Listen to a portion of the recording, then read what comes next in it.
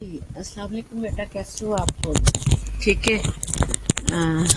Online हो गए और ठीक है। अभी ऑनलाइन कितने स्टूडेंट हैं? सिर्फ थोड़े से तो पाँच, चार पांच स्टूडेंट है। कायनात है, महरीन है, प्रस्तिश है, जी, फातिमा, चार लोग सिर्फ प्रेजेंट हैं। ठीक है। और मैंने अपना लेक्चर स्टार्ट कर दिया है। मैं आपको प्रोपीरियम पढ़ा रही थी सुबह से। ठीक है। सुबह से मैंने आपको नॉर्मल प्रोपीरियम बताया कि नॉर्मल प्रोपीरियम क्या है, और उसके बाद नॉर्मल प्रोपीरियम पे सबसे पहले मैंने यूट्रस का बताया, सर्विक्स का बताया और वजाइना का, कि ये नॉर्मल प्रीनियम एरिया और ओवेज का, ये नॉर्मल पीरियड में कितने वीक्स और कितने डेज में जो है नॉर्मल अपने टाइम पे आ जाती हैं। ठीक है। और इसके बाद ब्रेस्ट, और ब्रेस्ट का नॉर्मल में मैं आगे भी थोड़ा सा बताना चाहूँगी, अगली मेरी किसी स्लाइड्स में है। और जितनी फिजियोलॉजिकल चेंजेस हैं, सिस्टमेटिक चेंजेस, वो भी सारी मैंने आप लोगों के साथ डिस्कस कर ली थी। अब यहाँ से, हाँ, ये लोकिया से चल रहे थे कि जैसे ही हमारा फर्स्ट डे स्टार्ट होता है ना पोस्टमार्टम हेमरेज का, ठीक है, सॉरी पोस्टमार्टम हेमरेज कह दिया, पोस्ट डिलीवरी का। ठीक है। और जैसे ही इसको हम पोस्ट डिलीवरी कहते हैं, प्री डिलीवरी, नॉर्मल डिलीवरी और जो है पोस्ट डिलीवरी। ठीक है। पोस्ट डिलीवरी जो है इसमें नॉर्मल पुरपीरियम पीरियड भी उसको कहते हैं। ठीक है।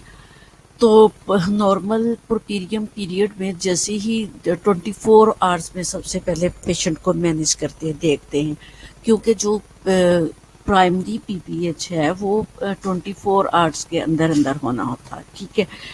और इसमें फीवर मैंने बताया था कि फीवर जो है वो 1 पॉइंट ओनली ज़्यादा होता, 100 से नीचे नीचे तक होता। ठीक है। और पेन तो ज़ाहिर है ऑटोमेटिकली होगी, जिसमें हम पेन की किलर दे देंगे, लेकिन हमने क्रिटिकली जो है 24 आवर्स इसको पेशेंट को छुट्टी नहीं देनी होती, मैनेज करना होता, और स्वेटिंग देखनी होती पेशेंट को, स्वेटिंग तो नहीं हो रही। और दूसरी चीज़ जो मैंने मेन चीज़ बताई थी वो लोकिया है। लोकिया में हमने पीपीएच को देखना। ठीक है।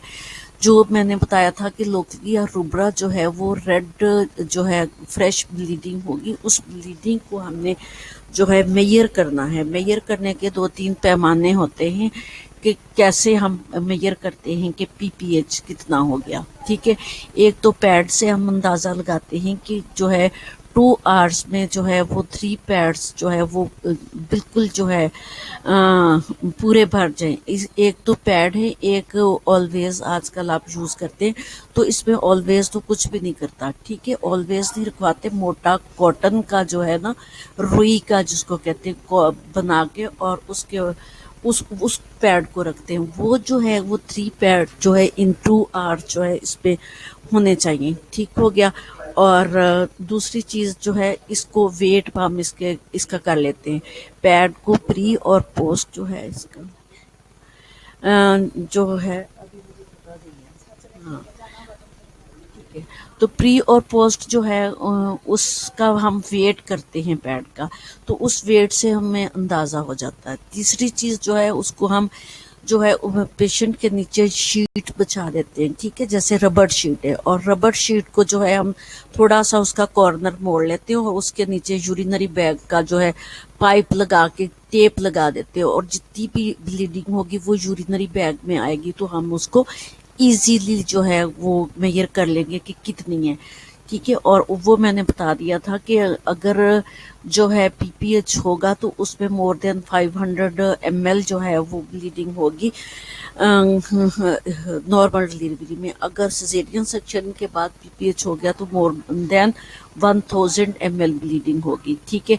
ये हमने क्रिटिकली करनी। दूसरा, फिर 2 या 3 दिन के बाद जो है ये ब्लीडिंग कम होना शुरू हो जाती है, साइकिल की तरह होती है, कईयों को 5 डेज के बाद। ठीक हो गया। और फिर उस ब्लीडिंग को लोकिया सिरोसा कहेंगे, जो ब्राउनिश रेड कलर की होती है, और उसमें वाटरी डिस्चार्ज भी होता है साथ में।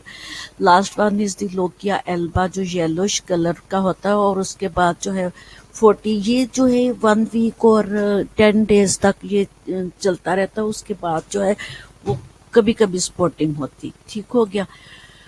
हाँ, अब आते हैं हम नॉर्मल परपीरियम की मैनेजमेंट की तरफ। फर्स्ट 2 आवर्स आफ्टर डिलीवरी जो है हमने जो चीज़ें मैनेज करनी है, नंबर वन ब्लीडिंग तो जो है वो इसमें फर्स्ट जो है 24 आवर्स तक हमने ब्लीडिंग को मैनेज करना हो। 2 आवर्स तो हमने बहुत क्रिटिकली करना होता, ठीक है।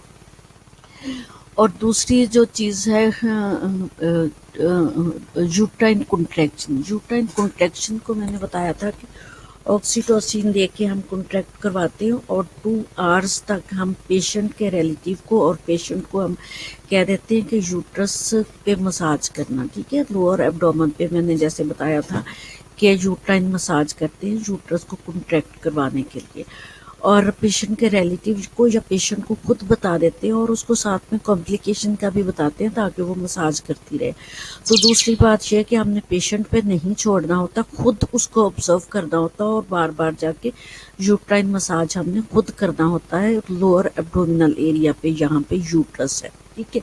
वो क्यों होगा? पीपीएच से अवॉइड करने के लिए, ताकि यूट्रस कॉन्ट्रैक्ट हो जाए। तीसरी चीज़ जो है इसका जो है हार्ट रेट, बीपी और रेस्पिरेशन टेम्परेचर, इन चीज़ों को हमने ऑब्जर्व करना और मेंटेन रखना है, ठीक है। जैसे ही ब्लड का फ्लो ज़्यादा होगा या पीपीएच होगा, ये सारी चीज़ें डिस्टर्ब हो जाएंगी। फिर उसके बाद जो है 1 वीक आफ्टर डिलीवरी हमने क्या करना है, ये चीज़ें क्रिटिकली मैनेज करने वाली होती हैं, दिखने में नॉर्मल होती हैं, अगर कॉम्प्लिकेशन हो जाए तो विद इन मिनट्स जो है औरत की डेथ हो सकती है पीपीएच के साथ, ठीक हो गया। दूसरी चीज़ जो है फर्स्ट वीक आफ्टर डिलीवरी जो है वो ब्लीडिंग हमने कंटिन्यूसली जो है वो चेक करते रहना उसका। अब जो मैंने जो आपको बताया था कि लोकिया, अब लोकिया की टाइप्स को आप लोगों ने अच्छे से देखना कि आप कौन सा लोकिया चल रहा है, ठीक हो गया। दूसरी चीज़ें जो है नॉर्मल पोर्पीरियम में मोशन एंड डेफिकेशन जो है वो भी हमने ऑब्जर्व कर ली, वो तो नहीं हो गया, हो रहा है मोशन तो नहीं हो रहे या कॉन्स्टिपेशन तो नहीं हो रही। इन पेशेंट्स को या तो फिर इनकी डाइट का, न्यूट्रिशन का साथ में बहुत ख्याल रखना पड़ता है, बैलेंस डाइट इनको देनी और वो चीज़ें साथ में देनी होती है जिनके साथ कॉन्स्टिपेशन ना हो, ठीक है। या फिर इतनी चीज़ें नहीं देनी कि उनको मोशन ना हो जाए, इन चीज़ों का बैलेंस में हमने रखना। लोकिया तो मैंने बता दिया कि लोकिया की टाइप को आप लोगों ने ऑब्जर्व करते जाना। आगे एपिसोड में एंड रेसिटेशन। अब एपिसोड में जो हमने की है उसके स्टिचेस देखते हैं 1 वीक तक कि वो हील हो रहे हैं या नहीं, कहीं वहाँ पे इन्फेक्शन तो नहीं हो रहा, ठीक है।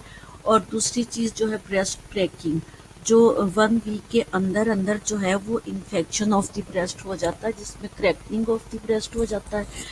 जो जब बच्चा ब्रेस्ट फीडिंग ले रहा होता है तो मदर को बहुत ज़्यादा पेन होती है अगर क्रैक हो जाए, ठीक है, निपल्स। दूसरी इनगॉर्जमेंट ऑफ द ब्रेस्ट और टेंडरनेस हो जाता है। अगर इनगॉर्जमेंट ऑफ ब्रेस्ट एंड टेंडरनेस हो जाए तो हमने इसको जो है 2 आवर्ली बच्चे को फीड करवाना होता है। अगर उसको बहुत ज़्यादा पेन है तो उसकी टेंडरनेस है, साथ में पेन है, बहुत स्वेलिंग है, इनगॉर्जमेंट बहुत ज़्यादा हुई हुई है, तो हमने उसको जो है हॉट कंप्रेशन देनी, ठीक है। गर्म पानी से जो है कंप्रेशन देनी या गर्म पानी में कपड़ा जो है वो डिप कर करके उसको जो है वार्म कंप्रेशन करनी और वार्म वाटर से उसको वॉश करना, ताकि जो है स्वेलिंग जो वो भी कम हो जाए और उसकी वजह से उसकी पेन भी कम हो जाए। दूसरी चीज़ जो है वो ब्रेस्ट इनगॉर्जमेंट हमेशा उस वक्त होती है जब ब्रेस्ट फीड जो है वो ना करवाई जाए। अगर ब्रेस्ट फीड किसी वजह से उसने नहीं करवाई या जो है बच्चा फीड कम ले रहा है, बच्चे को कोई प्रॉब्लम है, तो ब्रेस्ट पंप के साथ 2 आवर्ली जो है वो मिल्क निकालना है और अगर बच्चा पी रहा है तो बच्चे को पिलाना है उसको, बल्कि बच्चे को ही पिलाना है अगर कोई बच्चे के लिए कॉम्प्लिकेशन या कंजेनिटल एबनॉर्मेलिटी नहीं है, ताकि उसकी इनगॉर्जमेंट और टेंडरनेस कम हो जाए। और अगर क्रैकिंग है, क्रैक निपल्स हैं, तो उसके के ऊपर कोई भी जो है जेल टाइप लगा देना, उसको लुब्रिकेट रखना, ठीक हो गया।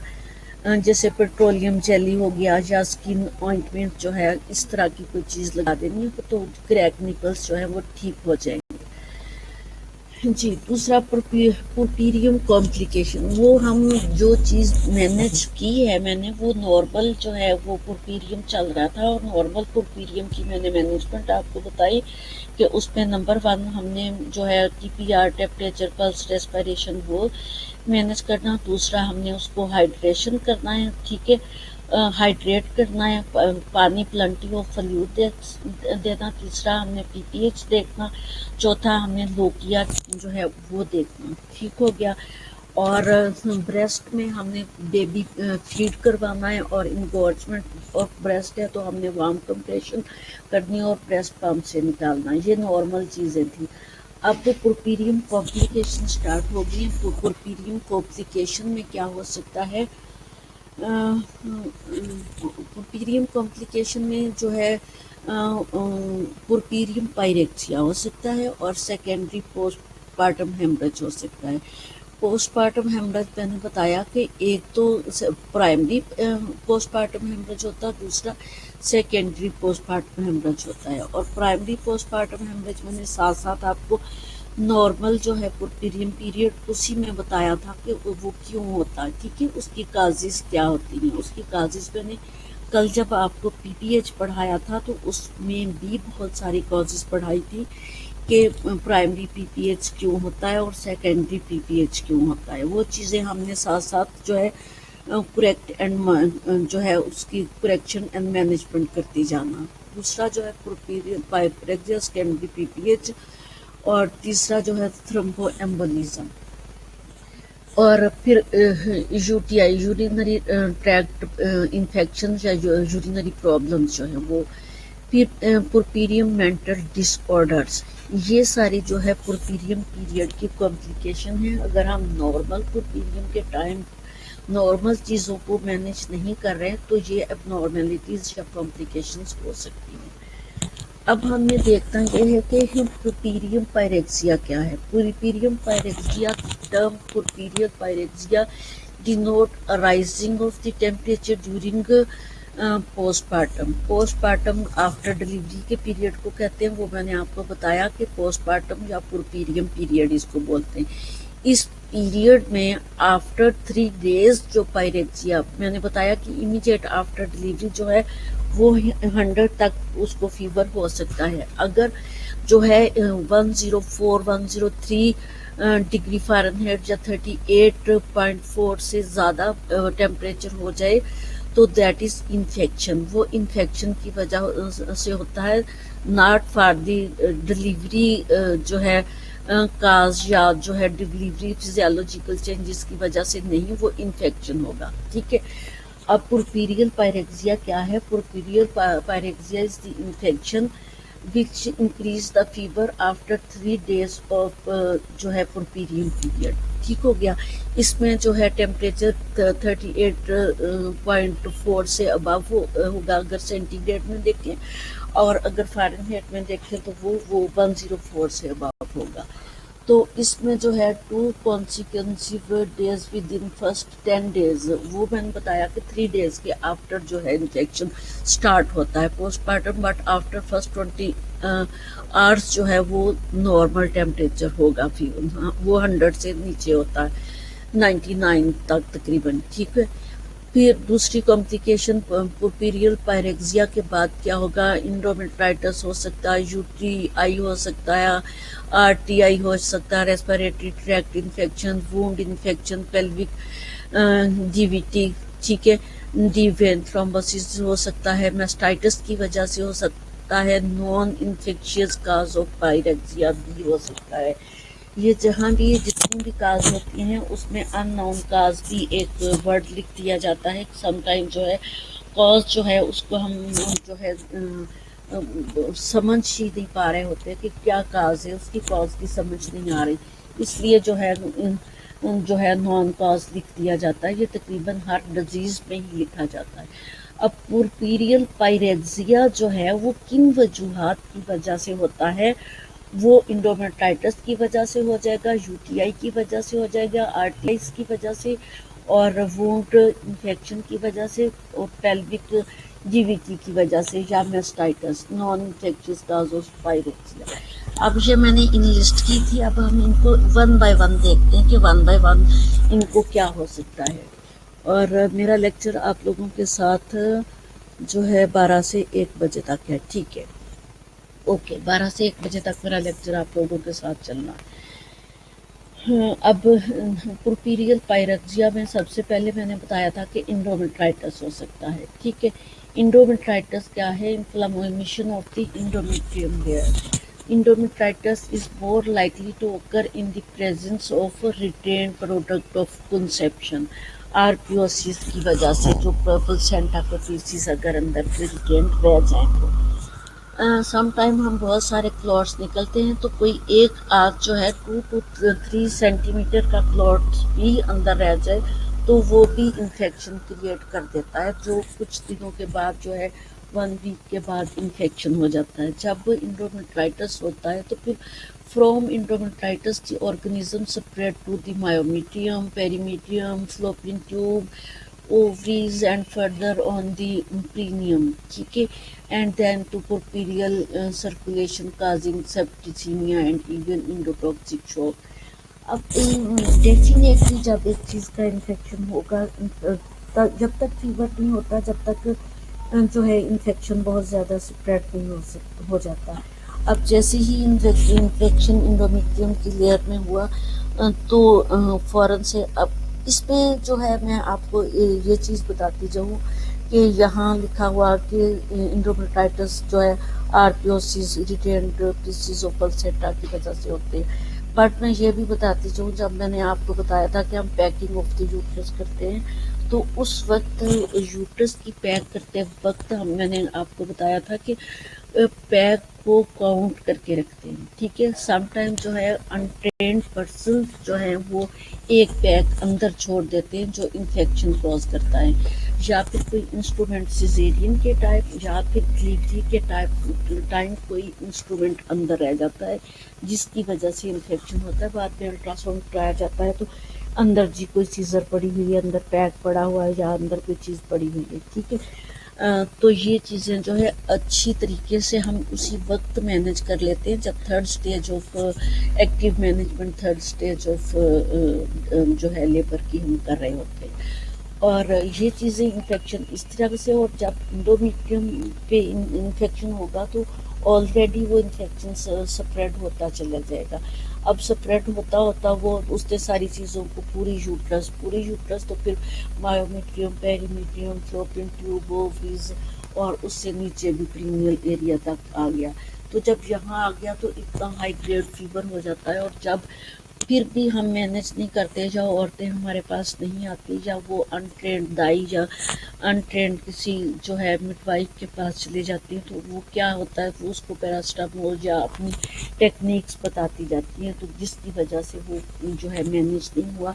जब मैनेज नहीं होता तो सेप्टिसिमिया हो जाता है। जैसे ही सेप्टिसिमिया हो गया वो क्या है, इंडोटॉक्सिक शॉक में चला जाएगा। इंडोटॉक्सिक शॉक में चला गया तो उसका वापस आना जो है वो बहुत मुश्किल होता है। उसकी हिस्टेक्टमी भी कर दे तो पेशेंट का बचना बहुत मुश्किल होता है। ऐसे पेशेंट की लिप्रोटमी करके हिस्टेक्टमी जब की जाती है तो लिप्रोटमी के स्टिच दोबारा से खुल जाते हैं, और वो स्टिच जो है साल हर साल जो है ओपन स्टिच और फॉल स्वेलिंग के साथ पेशेंट जो है वो बेचारा सफ़र कर रहा होता है।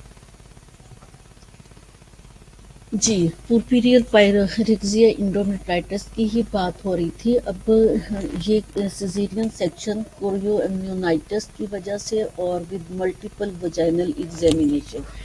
मैंने आपको बताया था कि मल्टीपल वजाइनल एग्जामिनेशन नहीं करते हैं, ठीक है। कोरियोअम्नियोनाइटिस की वजह से कोरियोन और एमनियोन का आपको पता है ना, कोरियोन जो है वो प्लेसेंटल विलाइज जो है उन जो एमनियोटिक फ्लूइड है ना, उसके अंदर जिस साइड पे फ्लूइड है उसके अंदर वाली जो लेयर है दैट इज कॉल्ड कोरियोन, ठीक है। इन्फ्लेमेशन ऑफ द कोरियोअम्नियोनाइटिस, ठीक है, उसकी इन्फ्लेमेशन जो है वो होने की वजह से, अब उसकी इन्फ्लेमेशन जो है वो बहुत सारी वजूहात की वजह से होती है। प्री रप्चर ऑफ जो है मेम्ब्रेन की वजह से भी हो सकता है, प्रोलॉन्ग लेबर की वजह से भी हो जाता है, मल्टीपल वजाइनल एग्जामिनेशन मैंने आपको बताया था कि 3 और 4 आवर्स से पहले हम पीवी एग्जामिनेशन नहीं करते। अगर 3 या 4 आवर्स से पहले हम पीवी एग्जामिनेशन करते हैं तो उस एग्जामिनेशन की वजह से हम इंडोमेट्राइटिस कर देते हैं, क्योंकि वो इन्फेक्शन जो है ऊपर तक चला जाता है। आर्पियोसिस मैंने पहले ही बताया आप लोगों को कि retained products of pieces of placenta जो है उसकी वजह से जो है ये इन्फेक्शन भी हो सकता है, और मोस्टली जो है उसी वजह से होता है जो डाई हैंडलिंग या फिर हॉस्पिटल में या क्लिनिक्स पे अनएक्सपीरियंस्ड लोग डिलीवरीज करते हैं, उनकी इस मिसमैनेजमेंट की वजह से इंडोमेट्राइटिस और पुरपीरियल पायरेक्सिया होता है। ठीक हो गया। दूसरी चीज़ जो है वो pre disposing factor of conception जो है इसमें जो है manual removal of the placenta. Manual removal of placenta मैंने आपको बताया था कि कुछ टाइम ऐसे भी होते हैं जिसमें प्लेसेंटा आउट नहीं होता, उसको हम मैनुअल रिमूवल करते हैं।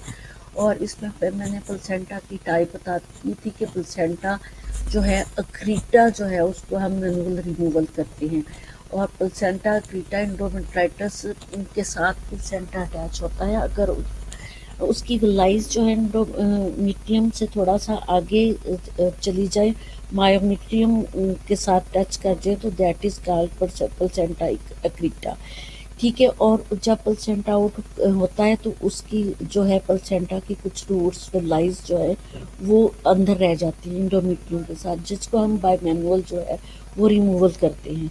और प्लेसेंटा इनक्रीटा जो है वो मायोमेट्रियम तक जो है प्लेसेंटा चला जाता है। अब उस पे मैंने बताया था कि ये प्लेसेंटा जो है मायोमेट्रियम के दरमियान तक या मायोमेट्रियम के एंड तक या थोड़ा सा कम भी जो है वो हम ऑब्जर्व करते हैं जो है स्क्रीन पे अल्ट्रासाउंड की। ठीक है। स्क्रीनिंग करके तो उसके अकॉर्डिंगली मैनेजमेंट करते हैं और प्लेसेंटा अंदर रह जाता है, जिसकी वजह से हम मैनुअल जो है रिमूवल ऑफ द प्लेसेंटा करते हैं, और मोस्टली जो है पीपीएच और जो है इंडोमेट्राइटिस के चांसेस होते हैं। दूसरी चीज़ इंस्ट्रूमेंटल डिलीवरी है। इंस्ट्रूमेंटल डिलीवरी में मैंने आपको बताया था कि आउटलेट फॉरसेप्स लगते हैं। ठीक है। जब आउटलेट फॉरसेप्स लगते हैं तो उसकी वजह से इंडोमेट्रियम लेयर जो है उसमें इंजरी होने के चांसेस होते हैं और हमें पता भी नहीं चलता, और या फिर आउटलेट फॉरसेप्स जो है वो स्टरलाइज नहीं थे, एसेप्टिक टेक्निक यूज़ नहीं की थी, कोई भी रीज़न इसमें से हो सकती है इंस्ट्रूमेंटल डिलीवरी। ठीक है। दूसरी चीज़ जो है बाकी चीज़ें मैं आप लोगों के साथ डिस्कस कर चुकी हूँ। Last one is the labour management outside the hospital. Outside the ये मैंने आपको पहले ही बताया, आउटसाइड दी कहीं क्लीनिंग पे या डाई हैंडलिंग हुई है तो उस वजह से जो है वो पुरपीरियल पायरेक्सिया इंडोमेट्राइटिस। अब पुरपीरियल पायरेक्सिया में मैंने आपको एक पूरी लिस्ट जो है वो बताई है कि कितने ज़्यादा इन्फेक्शंस जो है उन इन्फेक्शंस की वजह से, जो मेरी लास्ट स्लाइड में लिस्ट मैंने आपको दिखाई है, ये देखें, ये सारी वजूहात हैं जिनकी वजह से पुरपीरियल पायरेक्सिया होता है, endometritis, UTI, RTI, wound infection, pelvic deep vein thrombosis, mastitis and non infectious cause of pyrexia. ठीक हो गया। ये सारी वन बाय वन मैं आप लोगों के साथ डिस्कस करूँगी।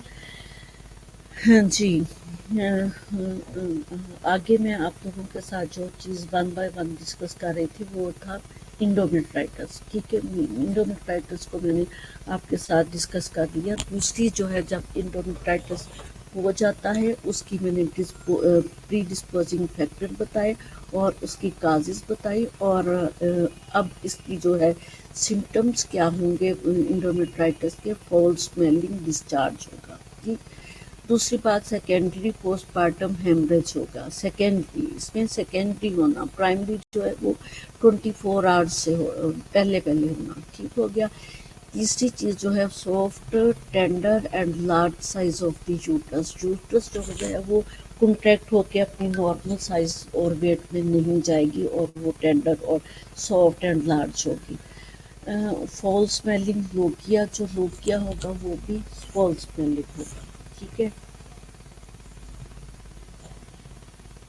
पुरपीरियल पायरेक्सिया यूटीआई, जी, puerperal pyrexia UT, a urinary tract infection is an infection any part of the urinary system. अब part of the urinary system में कहीं भी जो है वो इन्फेक्शन हो सकता है। वो कौन से पार्ट है? किडनी है, यूरिटर है, ब्लैडर है एंड यूरिथ्रा है। और इनमें इन्फेक्शन क्यों होता है? Most infection involve the lower urinary tract. ये इन्फेक्शन कहाँ से इन्वॉल्व होती है? लोअर साइड से, यूरिथ्रा से, ठीक है। वो क्यों? The bladder and urethra it में occur due to the shorter length of urethra and close association with genital tract. Female का यूरिथ्रा जो है वो जेनिटल ट्रैक्ट, वजाइना और रेक्टम के बिल्कुल क्लोज होता है, जिसकी वजह से उसको जो है इन्फेक्शन के चांसेस ज़्यादा होते हैं वो। और अगर यूटीआई देखा जाए तो मोस्ट कॉमन फीमेल में होता है, क्योंकि उसकी यूरिथ्रा की वजह से, क्योंकि उसकी जो है लेंथ नहीं है अगर उसको डिफ्रेंशिएट किया जाए मेल के यूरिथ्रा से। और जब वो जो है यूरिथ्रा का इन्फेक्शन होता है तो वो जो है ऊपर जाता रहता है और ब्लैडर, यूरिटर और किडनीज में इन्वॉल्व हो जाता है। और ये इसको फिर इन्फेक्शन की वजह से पुरपेरियल पायरेक्सिया होता है, जिसको हम यूटीआई को पुरपेरियल पायरेक्सिया कहते हैं। जब भी पुरपेरियल पायरेक्सिया होता है तो फिर हम find out the cause and manage accordingly. ठीक हो गया।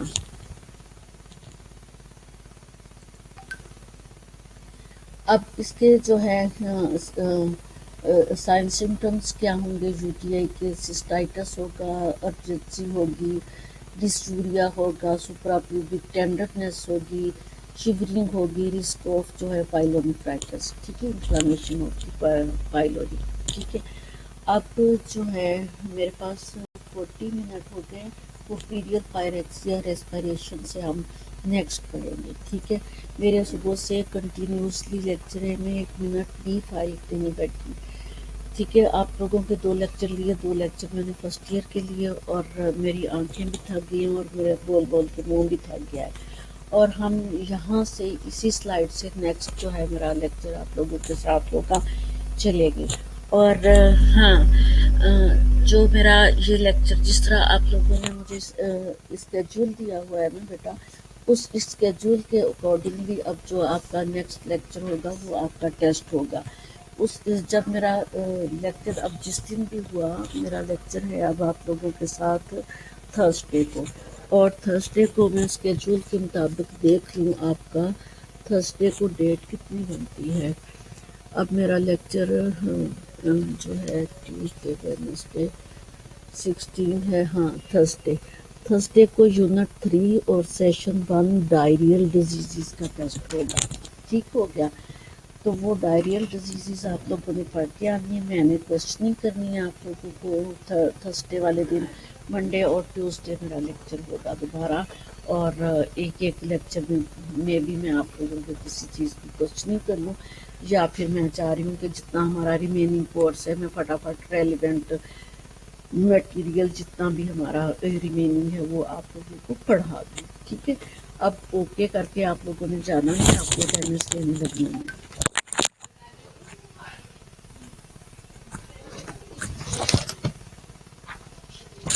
साबिया, मुझे उसने दी नहीं है अटेंडेंस शीट।